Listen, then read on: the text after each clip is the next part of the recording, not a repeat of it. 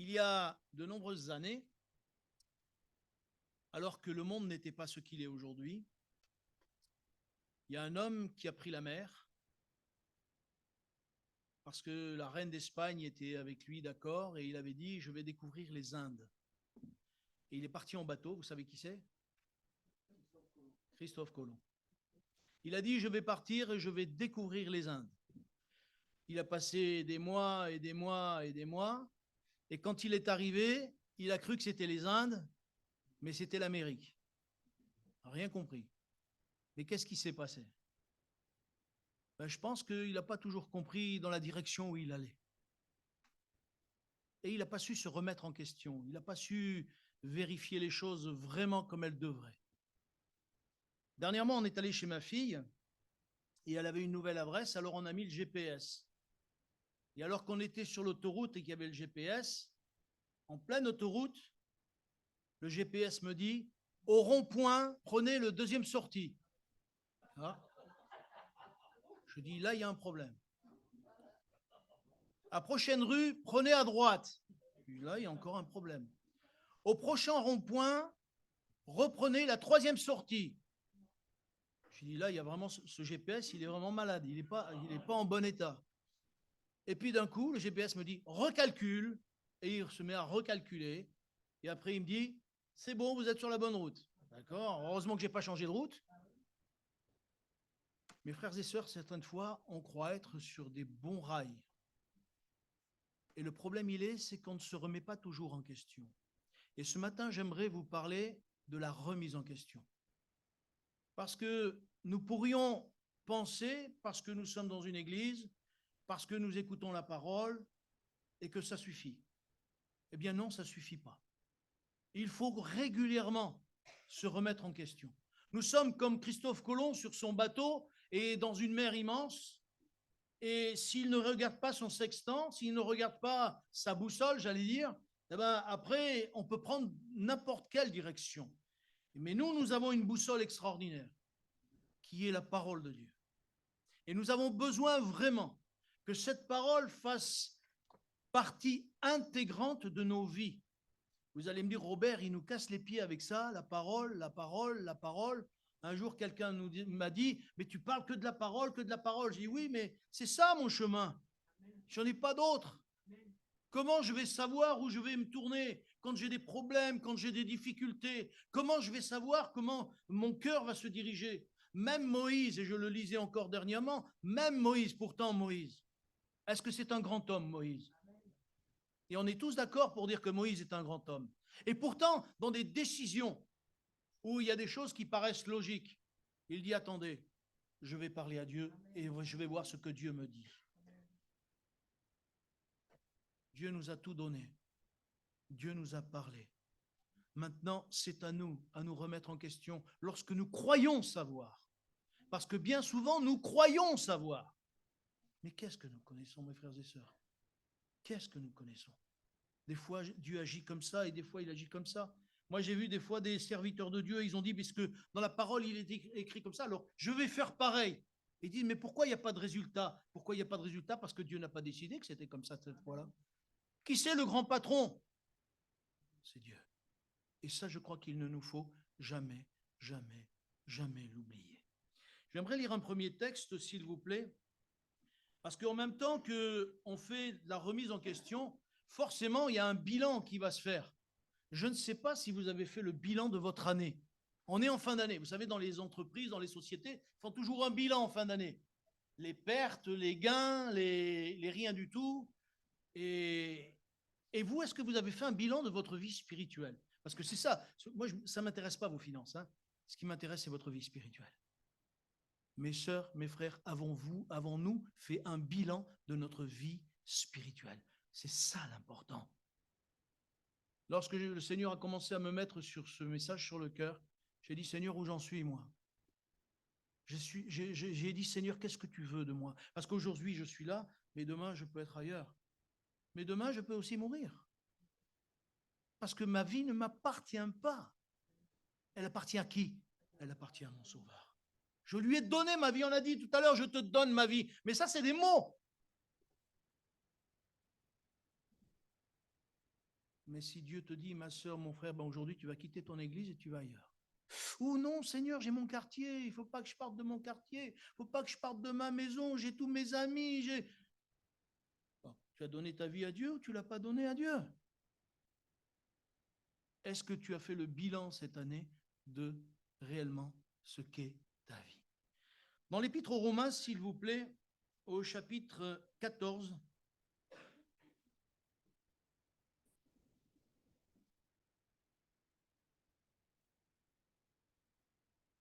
il est écrit ceci, verset 12, pardon, verset 11, pardon. On peut même commencer au verset 9. 9. Car Christ est mort et il est revenu à la vie, afin de dominer sur les morts et sur les vivants. Mais toi, pourquoi juges-tu ton frère? Ou toi, pourquoi méprises-tu ton frère? Puisque nous comparaîtrons tous devant le tribunal de Dieu. Car il est écrit, je suis vivant, dit le Seigneur. Tout genou fléchira devant moi, et toute langue donnera gloire à Dieu. Ainsi, chacun de nous rendra compte à Dieu pour lui-même. Vous ne pourrez pas rendre compte à Dieu pour moi. Et moi, je ne pourrai pas rendre compte à Dieu pour vous. Le seul qui pourra vous justifier, vous savez qui c'est? C'est Jésus. Pourquoi? Parce qu'il a donné sa vie pour chacun d'entre nous. Le seul qui peut nous défendre, c'est Jésus. Mais n'empêche que, même devant le tribunal de Christ, qui est fait pour les chrétiens, pour ceux qui sont sauvés, nous aurons aussi à rendre des comptes. Nous aurons à rendre des comptes parce que Dieu va nous donner des récompenses. Mais il nous en enlèvera aussi. Et c'est écrit comme ça. Il va en donner à certains et certains, il va en enlever. Pourquoi? Mais parce que peut-être nous n'avons pas toujours été à la hauteur. Et je crois que si nous voulons être à la hauteur de ce que Dieu veut, il faut savoir se remettre en question et dire, Seigneur, je sais qu'un jour je vais rendre des comptes, mais moi, Seigneur, je veux savoir où j'en suis. Je veux progresser, je veux grandir, je veux être meilleur. Si on vient dans l'église et ce n'est pas pour devenir meilleur, ça sert à quoi, mes frères et sœurs? Le Seigneur est là. Et le Seigneur, des fois, ne peut pas agir. Le Seigneur voudrait sûrement se manifester des fois. Il faut que je pense à rester avec le micro, là, sinon j'oublie après. Vous m'entendez toujours là-bas au fond? Le Seigneur veut se manifester, mais pourquoi il ne se manifeste pas plus?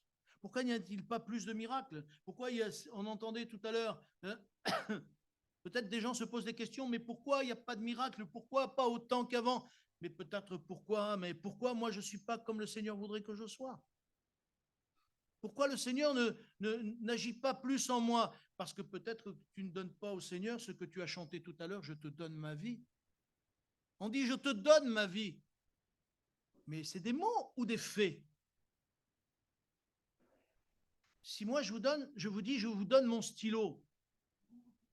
Non, vous ne le voulez pas, ma soeur. Oui, c'est normal. Si vous avez le droit de ne pas le vouloir. Mais si je vous donne un stylo, quand au moment où vous allez le prendre, je dis non, finalement, je ne te le donne pas. Je suis un menteur. Oui ou non? Et quand on dit à Dieu, je te donne ma vie, ce n'est pas pour que nous puissions la reprendre après. Est-ce que dans cette année, tu as dit tout au long de l'année, Seigneur, je te donne ma vie, comme tu l'as chanté. Seigneur, je te donne toute ma vie.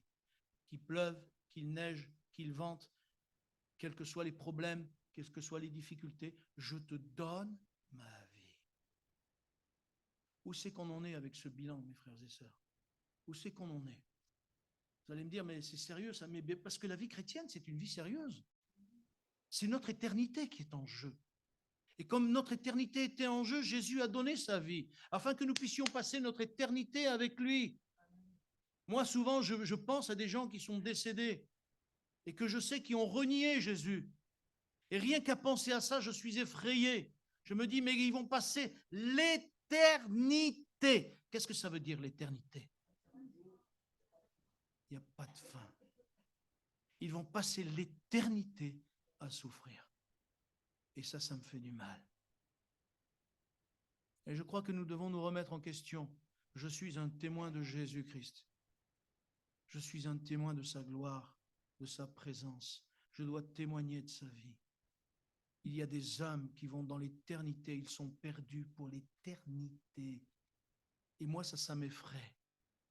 Et je me dis, Seigneur, aide-moi à ce que je ne puisse pas négliger ces choses. Cette année, on n'a pas pu faire l'évangélisation, du moins cette année passée, mais c'est vrai que c'était un peu chaud pour moi, et c'est toujours un peu, mais cette année qui va venir, en 2023, et on reparlera des décisions qu'on va prendre les uns et les autres. Et j'aimerais qu'on puisse prendre conscience déjà de ce qu'on n'a pas fait, qu'on aurait dû faire. Parce que si on réalise ce qu'on n'a pas fait, qu'on aurait dû faire, alors on va dire pour l'année prochaine, je veux. Alors, je sais ce qui se passe. Il y a toujours les desiderata, je veux. Mais en fait, on fait après ce qu'on peut. Mais je crois que le Seigneur peut nous dire, je vais t'aider à lorsque tu dis, je veux te servir, que tu puisses me servir. Voulez-vous servir Dieu? Êtes-vous prêt à faire un bilan de votre année passée pour dire, Seigneur, ça j'ai pas fait, ça j'ai pas fait, ça j'ai pas fait, mais je veux changer, je veux être transformé, je veux m'améliorer, je veux faire ce que tu veux, Seigneur, non pas ce que je veux. Moi non plus, je ne fais pas ce que je veux, parce qu'on est tous coincés de droite et de gauche. Mais Dieu peut nous faire grâce. Moi, j'attends que Dieu nous bénisse au milieu de nous. Et déjà, il a commencé à le faire. Je le vois bien. Mais je crois qu'il va encore plus nous bénir. Je ne sais pas si vous le croyez, mais moi, je le crois. Et Jésus a dit, si tu le crois, tu verras la gloire de Dieu. Je crois que Dieu est fidèle. Et son désir, c'est que réellement, nous puissions aller de l'avant. Déjà, il nous faut prendre conscience, comme le dit la parole de Dieu, c'est notre responsabilité. Et je reviendrai souvent à ça. Parce qu'on dit, Seigneur, aide-moi. Mais il y a notre responsabilité. Et notre responsabilité, c'est de dire, Seigneur, aide-moi, mais je veux faire. Aide-moi à faire ce que je ne peux pas faire.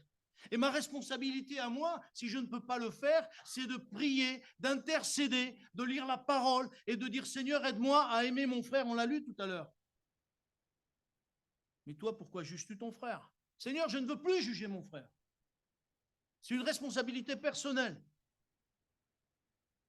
Devant Dieu, nous serons chacun responsables de nous-mêmes, de notre foi, de nos paroles, parce qu'ailleurs, il est dit que nous serons jugés selon nos paroles aussi. Mes frères et sœurs, Dieu nous met responsables. Pourquoi Dieu nous met à ce point-là responsables?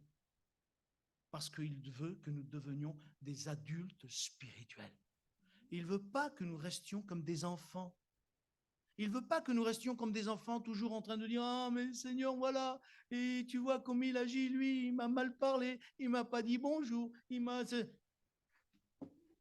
On n'est pas à l'école pour dire « Maîtresse, maîtresse !» Vous avez vu des fois? Moi, des fois, j'ai l'impression qu'il y a des adultes qui sont comme encore à l'école. « Maîtresse, maîtresse, il m'a fait du mal. Je veux ma sucette. Je veux mon bon point. » Le Seigneur veut que nous soyons des adultes spirituels. Et pour ça, bien sûr, ça passe par cette étape de responsabilité. La deuxième chose, c'est que si c'est notre responsabilité, une chose est sûre, c'est qu'il faut accepter d'être repris par le Seigneur. Il y a des fois des remises en question brutales. Et j'aimerais le lire avec vous, s'il vous plaît, dans le 2e livre de Samuel. On va lire une reprise et une remise en question brutale de la part de Dieu à son serviteur, à cet homme qui est selon son cœur, selon le cœur de Dieu. Vous voyez ce que je veux dire? Bien. 2 Samuel, au chapitre 12. On ne va pas tout lire, mais je vais, pour ceux peut-être qui ne connaîtraient pas, je vais expliquer un peu le contexte. David est un homme que Dieu a placé en tant que roi. C'est Dieu qui l'a placé. Et malgré que ce soit Dieu qui l'a placé, ça n'empêche pas que David a glissé sur une peau de banane et qu'il s'est complètement planté. Et qu'en fait, il est devenu de l'homme de Dieu qu'il était, il est devenu non seulement un adultère, mais il est devenu aussi un meurtrier. Parce qu'il a fait que cet homme qui était un de ses généraux soit tué. Il a tout fait, il a fait une lettre même, il a signé comme quoi qu'il fallait l'envoyer au front pour qu'il passe à la casserole, excusez-moi l'expression. Et lui, cet homme de Dieu, il est dans son royaume, c'est lui le roi, et à un moment donné, il se passe un truc, c'est que cet homme ne réalise plus, il ne s'est plus remis en question. Et comme il ne se remet plus en question, mais pourquoi il se remet plus en question? Parce qu'en fait, son état de fait, cet adultère et ce meurtre qu'il a fait quelque part, fait qu'il ne s'approche plus de Dieu. Et j'aimerais peut-être dire à quelqu'un, peut-être que tu as fait quelque chose qui n'était pas bien, mais ce n'est pas le fait de t'éloigner de Dieu que ça va solutionner ton problème. Si tu veux que ton problème soit solutionné, il faut que justement tu te rapproches de Dieu. Et Dieu qui est un Dieu de grâce, un Dieu de bonté, va pardonner, va agir, va se manifester dans sa grâce. Et c'est simplement par grâce qu'il va te secourir, parce qu'il t'aime. Et on se retrouve dans ce chapitre 12, on ne va quand même pas tout lire, mais au verset 1, il est dit que justement, Dieu va envoyer Nathan. Et on va lire au verset 4. C'est Nathan qui vient vers David, et pour éviter qu'on lise une lecture trop longue, il dit ceci, il lui donne une parabole, et il dit, un voyageur arriva chez l'homme riche, et le riche n'a pas voulu toucher à ses brebis ou à ses bœufs pour préparer un repas au voyageur qui était venu chez lui.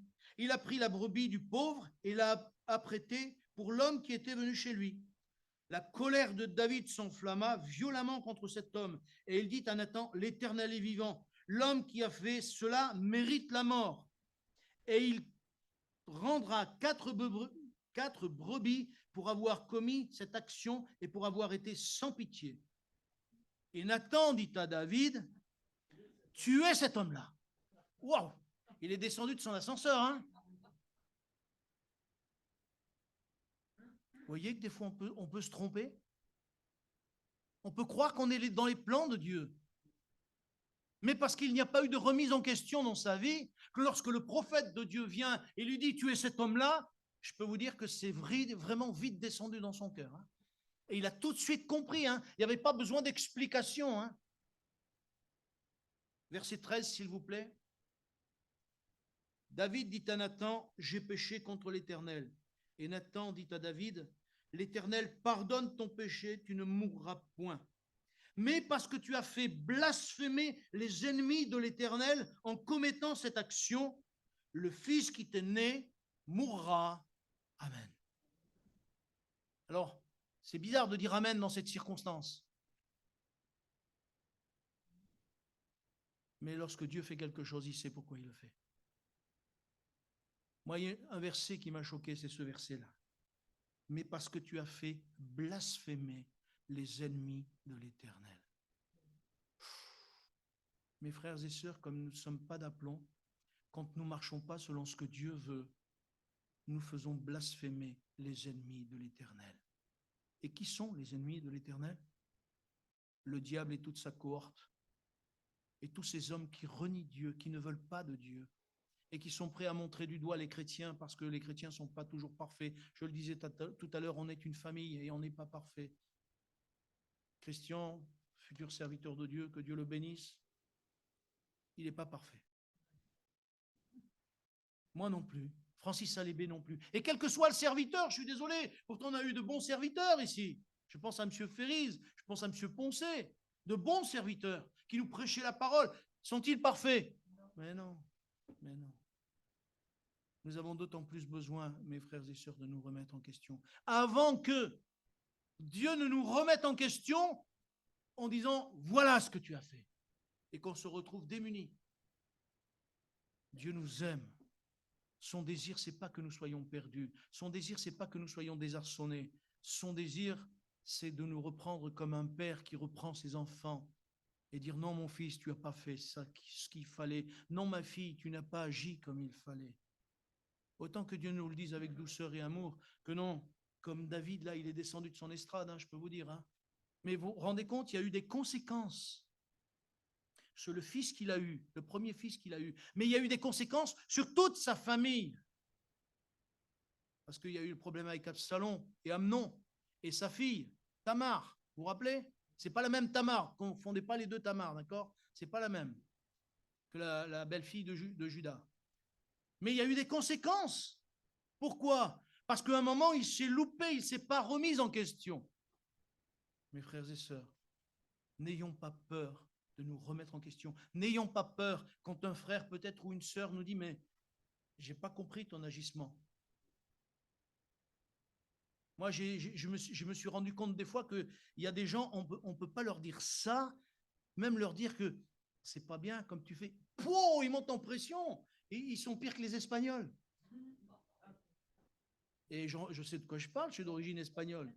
Déjà, c'est des sons chauds, mais il y en a qui montent encore plus chauds, de vrais volcans. Ben, peut-être qu'il nous faut accepter quand un frère et une sœur me disent ce que tu as fait, c'est pas bien. Ce que tu as fait, il faudrait que tu rectifies. Parce que si nous ne savons pas accepter ça, le jour où Dieu nous le dira, que ce ne soit pas trop tard, mes frères et sœurs. Que ce ne soit pas trop tard. Parce que Samuel a accepté d'être repris. Mais j'aimerais vous dire que Saül, lui, il n'a rien compris. Et j'aimerais lire un petit peu le texte aussi avec vous de Saül, au 1 Samuel chapitre 15, s'il vous plaît. 1 Samuel chapitre 15.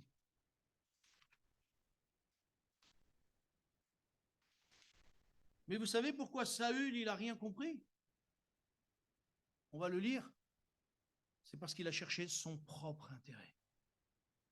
Son propre intérêt. Et à partir du moment où notre intérêt est plus important que l'intérêt de Dieu, on passe à côté de la plaque. On passe à côté de la plaque. Si notre intérêt passe en disant « mais moi je passe d'abord et Dieu si j'ai le temps », ben Dieu il dira « quand moi j'aurai le temps, je m'occuperai de toi aussi ». Ben oui, attendez. Dieu nous aime, mais il ne faut pas prendre Dieu pour ce qu'il n'est pas. On ne se moque pas de Dieu, oui, exactement. Chapitre 15, s'il vous plaît, et à partir du verset 28. On ne va pas tout lire parce que là aussi, il y aurait beaucoup de choses à dire, trop de choses même. Au verset 28, il est écrit, juste pour expliquer le contexte encore, Saül, voilà un homme encore qui a été choisi de Dieu. Un homme qui, au début, il avait la crainte dans son cœur de servir Dieu. Il avait tellement une bonne crainte qu'il se cachait quand on a dit « cherchez Saül pour qu'il se fasse roi ». Et tout le monde le cherchait et on ne le trouvait pas parce qu'il avait la crainte. Et j'aimerais vous dire, la crainte est une bonne chose. Parce que la crainte nous empêche de pécher contre Dieu. La crainte, elle nous ramène à une réalité, celle que nous ne sommes que de petites créatures et nous devons avoir la crainte de Dieu.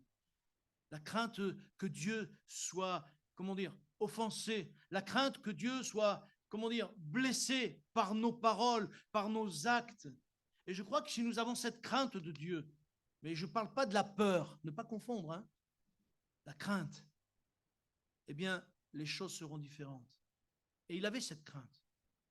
Mais quand il a vu que Dieu l'a béni, Dieu l'a béni, Dieu l'a béni et Dieu l'a béni, après il a dit, moi je peux.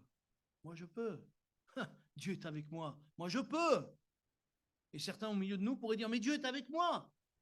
Oui, Dieu est avec nous. Mais ce n'est pas pour ça que nous devons faire n'importe quoi. Et il s'est retrouvé à ce que Dieu, parce que déjà il avait désobéi une fois, Dieu lui a redonné quelque chose pour qu'il se plie et qu'il obéisse. Mais il a encore désobéi une deuxième fois. Et Samuel va dire au verset 17, d'abord pour commencer, au chapitre 15, verset 17, Samuel va lui dire, « Lorsque tu étais petit à tes yeux, n'es-tu pas devenu le chef des tribus d'Israël? Et l'Éternel ne t'a-t-il pas oint pour que tu sois roi sur Israël? » Lorsque tu étais petit à tes yeux, ça veut dire que là déjà il se croyait pour quelqu'un. La Bible nous dit même qu'il s'est monté une statue pour pas qu'on l'oublie. Vous le lirez un petit peu avant. Il s'est monté une statue. Et après, on se retrouve au verset 28, où Samuel lui dit, « L'Éternel déchire aujourd'hui au-dessus de toi la royauté d'Israël, et il la donne à un autre qui est meilleur que toi, c'est-à-dire David, déjà.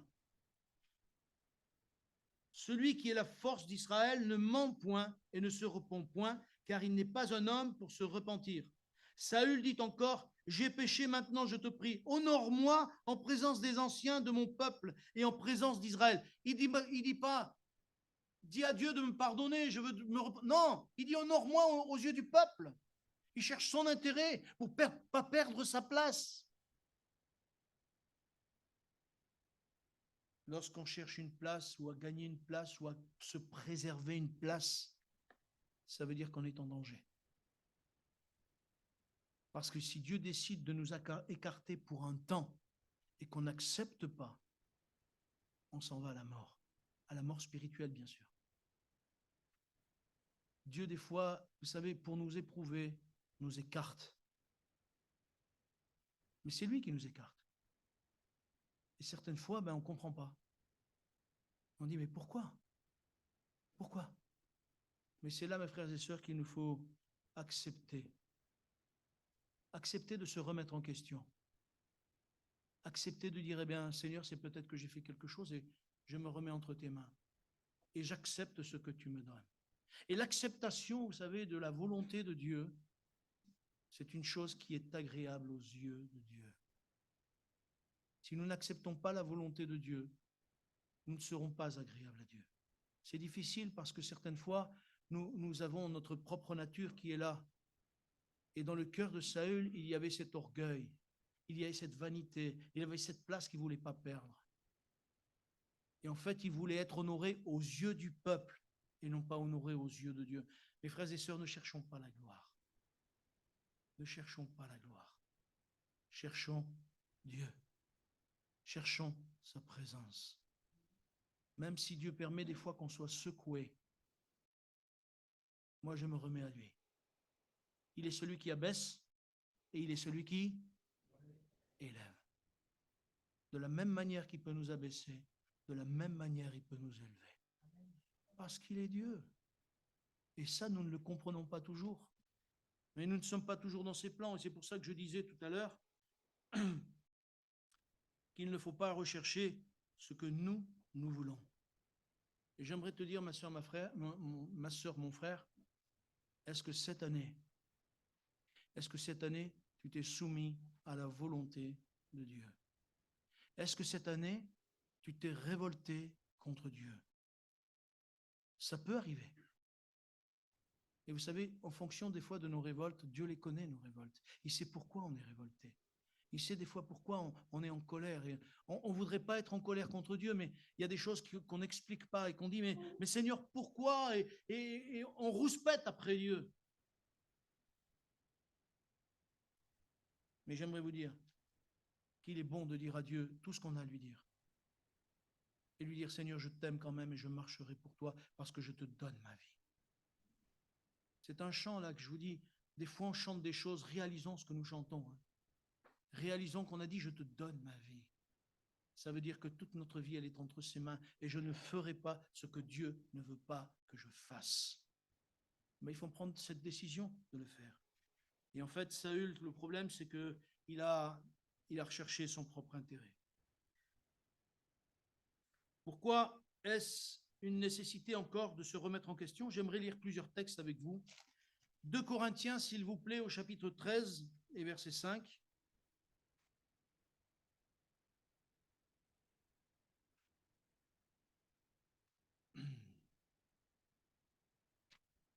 On va essayer d'aller vite. 2 Corinthiens, chapitre 13 et verset 5.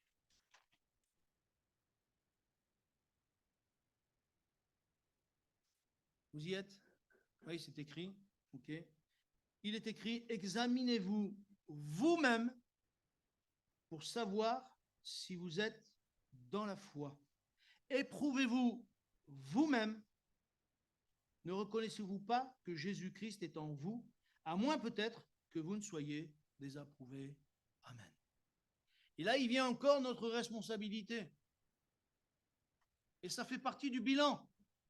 Est-ce que je suis encore dans la foi dans cette fin d'année? Est-ce que je suis découragé par rapport à tout ce que j'ai vécu cette année passée? Est-ce que mon cœur est toujours bouillant pour le Seigneur ou est-ce que je me suis refroidi? Est-ce que j'ai toujours envie de prier ou j'ai plus envie de prier? Est-ce que j'ai envie de lire la parole ou j'ai plus envie de lire la parole? Et à Givors, je vous ai déjà raconté ce qui m'est arrivé, je l'ai raconté hier à une famille. Pendant mon service militaire, j'ai failli quitter le Seigneur.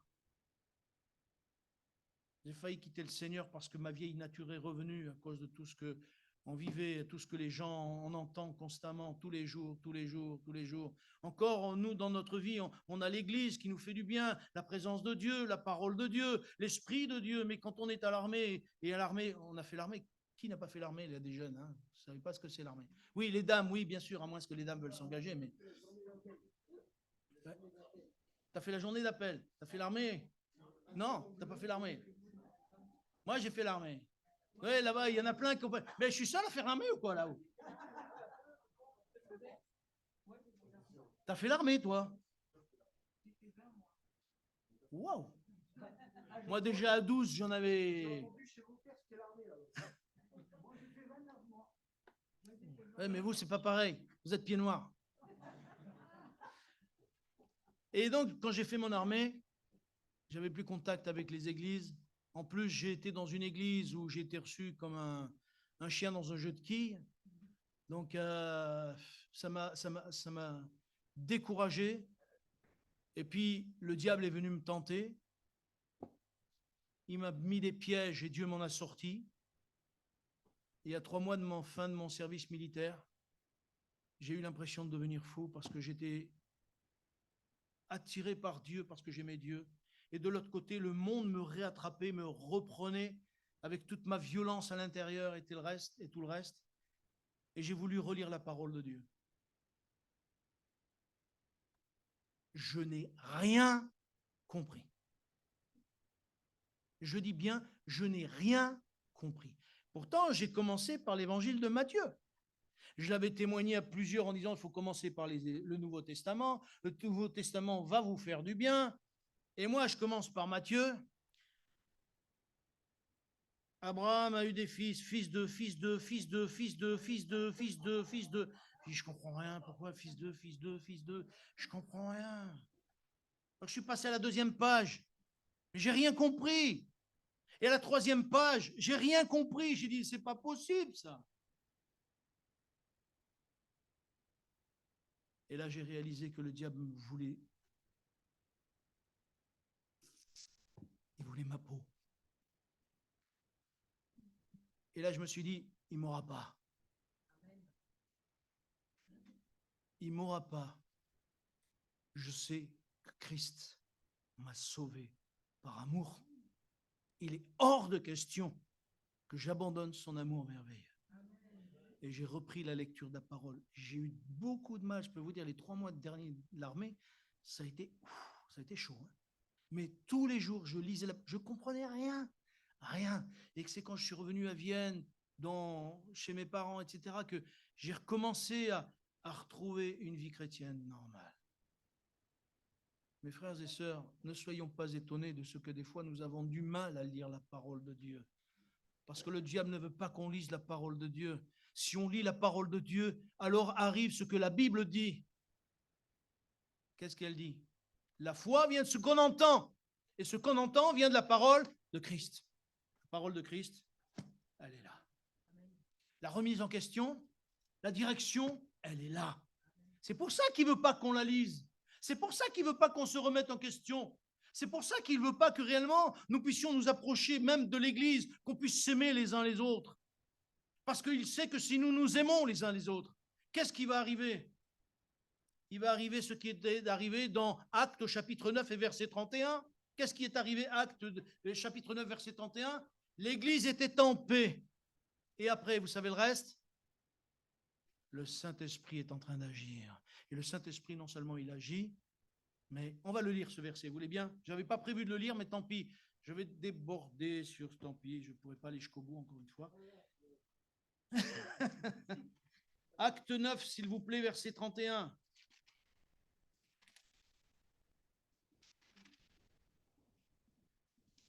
L'Église était en paix et elle s'accroissait par l'assistance du Saint-Esprit. Vous vous rappelez de ce verset 9, 31. Je le retrouve aussi. Voilà. C'est Paul qui vient de se convertir et il est obligé de fuir. Et au verset 31, il est dit ceci, alors que Paul est persécuté, alors que l'Église est persécutée. Et pourtant, là, il est écrit, l'Église était en paix dans toute la Judée, la Galilée, la Samarie, s'édifiant et marchant dans la crainte du Seigneur, et elle s'accroissait par l'assistance du Saint-Esprit. Voilà pourquoi le diable ne veut pas qu'on lise la parole. Voilà pourquoi le diable essaye de diviser l'Église. Voilà pourquoi nous avons besoin, mes frères et sœurs, de prendre les choses en main, de nous remettre en question et de faire de ces versets quelque chose que nous devons avoir dans le cœur, afin que nous puissions mettre en œuvre ce que Dieu veut que nous mettions en œuvre. Dieu, il a une œuvre pour l'Église. C'est réconcilier avec Dieu tous ceux qui ne le connaissent pas. Nous avons le ministère de la réconciliation. Encore faut-il que nous puissions le mettre en œuvre. Dieu veut le mettre en œuvre avec nous. Avec nous. Avec toi, ma sœur, avec toi, mon frère. Dieu veut le mettre en œuvre. Mais il faut que nous puissions nous remettre en question. Et que nous puissions dire, Seigneur, aide-moi. Aide-moi à changer. Aide-moi à être transformé. Vous me donnez 5 minutes encore? Galates, s'il vous plaît, chapitre 6.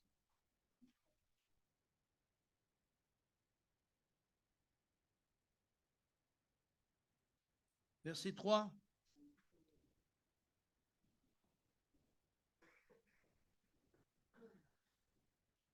Il est écrit, si quelqu'un pense être quelque chose, quoi qu'il ne soit rien, il s'abuse lui-même. Que chacun examine ses propres œuvres, et alors il aura sujet de se glorifier pour lui seul, et non par rapport à autrui. Amen. Voilà encore une fois quelque chose que nous devons faire attention. Parce que vous savez, nous avons toujours tendance à comparer les uns et les autres. Nous ne sommes pas là pour comparer. Est-ce que Christian est meilleur que moi? Je ne crois pas. Il a ses qualités, il a ses défauts. Est-ce que je suis meilleur que lui? Je ne crois pas. J'ai mes défauts et j'ai mes petites qualités. Il faut être réaliste. Je me connais, hein. Je me connais. Oui, mais je sais, ils peuvent rigoler. Moi-même, je rigole. Je dis, des fois, j'aimerais bien sortir de mon corps pour me mettre des gifles, mais je ne peux pas le faire. Parce que je suis comme je suis. Mais Dieu me prend tel que je suis. Mais chacun d'entre nous, mes frères et sœurs, nous sommes avec nos travers, nos défauts. Mais Dieu nous aime comme ça, il veut se servir de nous. Comment vous comprenez que Dieu veut se servir de nous? Mais parce qu'il nous a sauvés, il veut que nous proclamions son nom. Il veut que réellement nous puissions le glorifier. Mais pour que ces choses arrivent, il faut se remettre en question. Il faut dire, Seigneur, aide-moi à changer. Je veux changer. Je n'ai pas été assez bouillant cette année. Je n'ai pas été à la hauteur peut-être. Mais Seigneur, je veux être bouillant pour toi. Je veux être vivant pour toi. Je veux aller plus loin avec toi. Vous savez, je vais vous parler d'un bilan annuel. Mais si vous regardez bien, on lit régulièrement le texte de la Sainte Seine. Et dans le 1 Corinthiens chapitre 11 verset 28, qu'est-ce qu'il est dit? De s'examiner chaque semaine avant de prendre la Sainte Seine, s'examiner. Donc si nous devons nous examiner chaque semaine, imaginez, parce que si nous prenons la Sainte Seine n'importe comment, qu'est-ce qui va arriver? On risque peut-être de mourir. Pour cela qu'il faut faire attention quand on prend la Sainte Seine. La Sainte Seine, c'est un bout de pain, un bout de vin. Non, c'est pour se souvenir. Et Dieu veut qu'on n'oublie pas ce souvenir que Jésus a été donné à la croix. Non, non. C'est quelque chose que nous ne devons pas oublier. Dans nos problèmes, dans nos difficultés, si nous n'oublions pas que Jésus a donné sa vie à la croix, alors nous allons dire, Seigneur, je veux vraiment t'appartenir. Je te donne toute ma vie. Et ça, nous avons besoin de le faire. Je vais aller vite. Les choses à laquelle il nous faut veiller. la non remise en question. Si nous ne savons pas nous remettre en question, c'est grave. Il faut savoir se remettre en question. Parce que si on ne sait pas se remettre en question, ça ne va pas dans notre cœur et dans notre esprit. Dieu ne fera pas avancer parce que Dieu veut que nous puissions être changés, transformés. Ce que je ne voudrais pas, c'est ça aussi le plus grave, si vous voulez. C'est que nous n'ayons pas cette culpabilité. Parce que bien sûr, nous n'avons pas toujours fait ce qu'il fallait dans l'année. Et nous pourrions rentrer dans la culpabilité en disant « Ah Seigneur, j'ai pas fait » et tous les jours se mortifier parce que j'ai pas fait, parce que j'ai pas fait, parce que j'ai pas fait. Oui, Seigneur dit « D'accord, tu l'as pas fait, mais arrête de regarder ce que tu n'as pas fait, regarde ce que tu peux faire maintenant. » C'est pour ça qu'il ne faut pas se culpabiliser. Parce que le diable, il se sert de la culpabilité pour nous accuser. Laissez-le, c'est déjà l'accusateur des frères, nous dit la parole de Dieu. Le diable est l'accusateur des frères. C'est lui qui va nous accuser devant Dieu. Mais Jésus dit, mais moi j'ai payé pour lui, alors tu n'as rien à dire. Et c'est pour cela que nous, on doit vraiment se remettre en question et dire, ça, je ne veux plus le faire, mais je veux aller de l'avant. Et si Dieu nous prend dans ses mains, et si nous laissons Dieu nous prendre dans ses mains, alors il nous bénira. Alors nous irons plus loin. Mes frères, ne rentrons pas dans la culpabilité. Encore 2 versets, s'il vous plaît. 1 Corinthiens, au chapitre 11.